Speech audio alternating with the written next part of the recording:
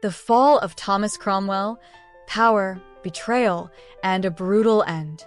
On July 28, 1540, one of the most powerful men in England met a shocking and gruesome end. Thomas Cromwell, once the right-hand man of King Henry VIII, architect of the English Reformation, and a master of political strategy, was beheaded on Tower Hill. His fall from grace was as swift as it was brutal. Cromwell had risen from humble beginnings. Born the son of a blacksmith, he climbed the ranks through sheer intelligence, determination, and a keen understanding of power. As Henry VIII's chief minister, Cromwell orchestrated some of the most dramatic changes in English history: the break from the Catholic Church, the dissolution of the monasteries, and the king's controversial marriages. But in the treacherous world of Tudor politics, even the most loyal servant could become a target. So, what led to his downfall? Cromwell's enemies at court were many. The nobles resented his lowborn status and his enormous influence over the king. But the final blow came when Cromwell arranged Henry's marriage to Anne of Cleves. The king was repulsed by her appearance and blamed Cromwell for the embarrassment. His political rivals seized the moment, accusing him of treason and heresy. Henry, always impulsive in matters of the heart and throne, turned on his most faithful servant. In his final days, Cromwell wrote letters from the Tower, pleading for mercy and professing loyalty to the king he had served so faithfully. But the king remained silent. On the morning of his execution, Cromwell faced death with a calm dignity. Yet the execution was botched. The inexperienced executioner needed several strokes to sever his head, an agonizing end for a man who had shaped a kingdom. Ironically, just weeks later, Henry would come to regret his decision. He mourned Cromwell's loss and blamed his counselors for manipulating him. But it was too late. The story of Thomas Cromwell is one of ambition, betrayal, and the deadly cost of power in the Tudor court. His life and death remain a haunting reminder of how quickly fortune could turn, even for the man who once ruled behind the throne. Thomas Cromwell, the rise of a commoner who changed a kingdom. In a time when birth and blood determined destiny, Thomas Cromwell defied the odds. He wasn't born into nobility or privilege. In fact, he came from the streets of Putney, the son of a blacksmith. Yet, through ambition, brilliance, and sheer force of will, Cromwell carved out a place at the very heart of England's most powerful court. By the 1530s, he had become the chief architect of King Henry VIII's government. Cromwell wasn't just a politician, he was a revolutionary. With Henry's trust, he reshaped the very structure of English power. One of his boldest moves was masterminding the break from the Roman Catholic Church, severing centuries of religious ties and establishing the king as supreme head of the Church of England. Cromwell also played a pivotal role in the dissolution of the monasteries, an audacious move that transferred immense wealth and land from the church to the crown. It filled royal coffers and changed the landscape of English society forever. These sweeping reforms, while strengthening the monarchy, also made Cromwell a lightning rod for controversy. Perhaps more controversially, he orchestrated the political downfall of Anne Boleyn, the queen who had once enchanted Henry and changed the course of history. Cromwell's ability to eliminate threats and rivals only increased his influence, but it also earned him powerful enemies. The nobility, especially those with deep ties to the old Catholic order, despised this common man who wielded royal power. Yet for all his cunning and control, Cromwell's rise was as dangerous as it was remarkable. In the glittering but deadly world of Tudor politics, no position was safe, especially not for someone who had climbed so far above his station. His ascent changed the nation. But as history would soon show, those who flew too close to the sun in Henry's court often paid a terrible price. The beginning of the end, Cromwell, Anne of Cleves, and the wrath of a king. Thomas Cromwell had weathered storms before. Despite fierce opposition from nobles and clerics who scorned his low birth and radical religious reforms, he had held his position as Henry VIII's most powerful minister for nearly a decade. But in the end, it wasn't political intrigue or religious backlash that undid him. It was a marriage. By the late 1530s, Cromwell stood at the height of his influence. He had guided England through the break with Rome, crushed monastic power, and restructured government. But Henry VIII, now without a queen and growing increasingly paranoid, needed a new wife, preferably one who could strengthen England's alliances on the European stage. Enter Anne of Cleves, a German princess from a Protestant duchy, and represented a key alliance in Cromwell's eyes, both politically and religiously. He championed the match, arranging the union swiftly. But when Anne arrived in England, Henry was appalled. He found her physically unattractive and intellectually dull. The king famously claimed he had been misled by flattering portraits and accused Cromwell of deceiving him. The marriage was a humiliating failure. Though politically sound, it lacked any personal chemistry, and Henry's disappointment quickly turned to fury. Cromwell, once indispensable, now found himself in the king's crosshairs. His enemies at court, long waiting in the shadows, seized the moment. They whispered poison into the king's ear, reviving old suspicions and resentments. Despite receiving the title of Earl of Essex just months earlier, Cromwell's fate was sealed. His support for Anne of Cleves gave his rivals the leverage they needed to strike. The very man who had helped Henry secure a new church and dispose of inconvenient queens was now branded a traitor. In Tudor England, even unmatched service could be erased in an instant. Cromwell, the king's great fixer, was about to discover that royal favor was as fickle as the wind. The fall from power, Cromwell's arrest, and royal betrayal. On the morning of June 10, 1540, Thomas Cromwell entered a Privy Council meeting unaware that it would be the last time he walked into the chambers as a free man. Once the most powerful man in England after the king, Cromwell's fortunes were about to collapse in spectacular fashion. Without warning, the council turned on him. He was accused of treason and heresy, two of the deadliest charges in Tudor England.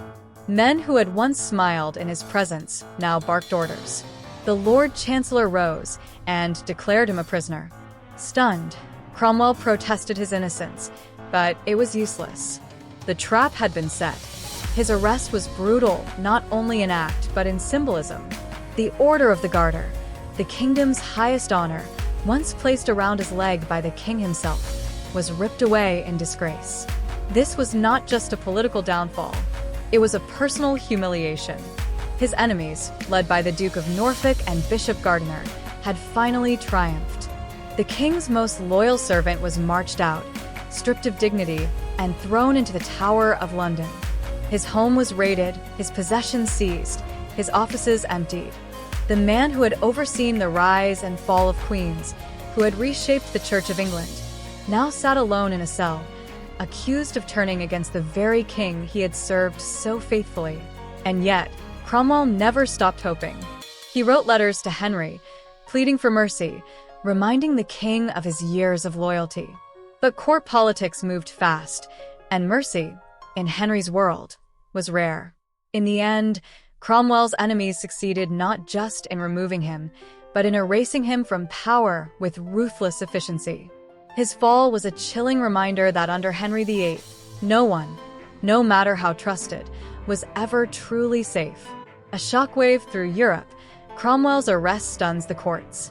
The arrest of Thomas Cromwell on June 10, 1540 didn't just shake the English court, it sent shockwaves across Europe.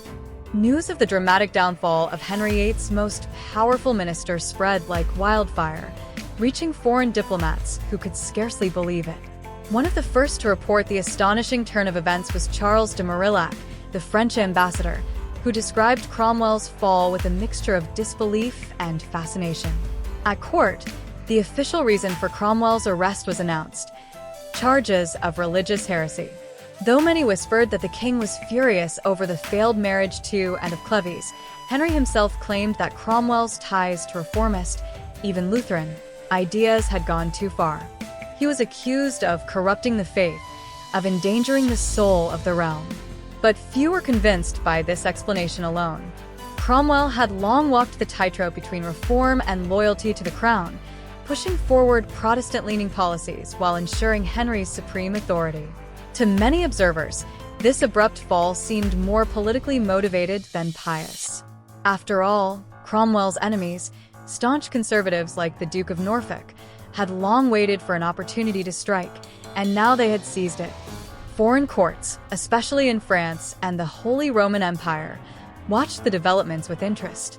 Cromwell had been a key architect of England's shifting alliances and had once been instrumental in negotiating with both Protestant and Catholic powers.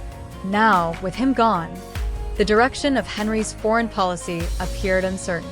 At home, confusion and fear rippled through the nobility. If Cromwell, once so close to the king, could fall so quickly, who was safe? His arrest marked not only the end of a political career, but a turning point in Henry VIII's reign. The man who had built much of the Tudor state behind the scenes was gone, and the void he left would soon be filled by shifting factions and fresh intrigue. Cromwell's desperate plea from the Tower. Locked away in the cold, shadowy chambers of the Tower of London, Thomas Cromwell, once the second most powerful man in England, was reduced to a desperate prisoner. Gone were the fine silks, the royal favor, and the commanding presence at court. Now, he sat in silence, surrounded by stone walls and the chilling knowledge that his enemies had triumphed. From his cell, Cromwell turned to the only weapon he had left, his pen. In a series of letters written directly to King Henry VIII, he pleaded for his life, denying the accusations of treason and heresy that had brought him down. With no access to the court, no allies to speak on his behalf, and no formal trial to clear his name, he placed all hope in the mercy of the king he had served so loyally. His letters were filled with anguish, humility, and a raw, human desperation. In one, he famously wrote, "I cry for mercy, mercy, mercy." The repetition was not poetic flourish. It was the voice of a man who knew death was near and believed that only the king's forgiveness could save him. Cromwell reminded Henry of all he had done, his years of loyal service, his role in shaping the kingdom's laws, his commitment to the king's supremacy.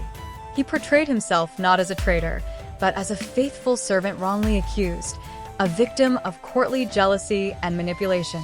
But despite his emotional appeals, the letters went unanswered. Whether Henry ever read them, or whether he had already made up his mind, we may never know. What is certain is that Cromwell's words did not move the heart of the king.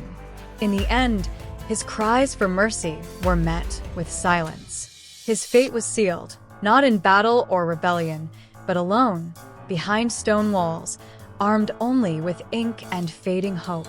The final moments of Thomas Cromwell. On a bleak summer morning in 1540, Thomas Cromwell, once the architect of England's greatest religious upheavals, was led to the scaffold. There had been no public trial, no formal defense, only silence and swift condemnation. His execution was not just a political act, it was a spectacle, a message to friend and foe alike. No one, no matter how high they climbed, was safe from the king's wrath. As he stood before the crowd, Cromwell surprised many with his final words. The man long seen as a champion of Protestant reform, the force behind England's break with Rome and the dissolution of the monasteries, openly declared his belief in the Catholic Church.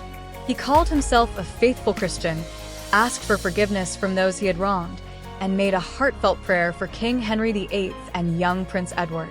These last words stunned onlookers.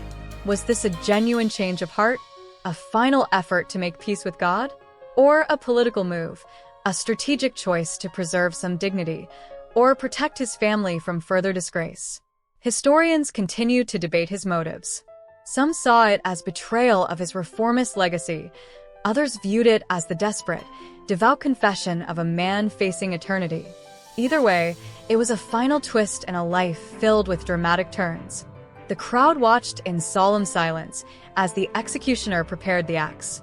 According to some reports, the blow was clumsy, perhaps intentionally so, making Cromwell's death all the more gruesome.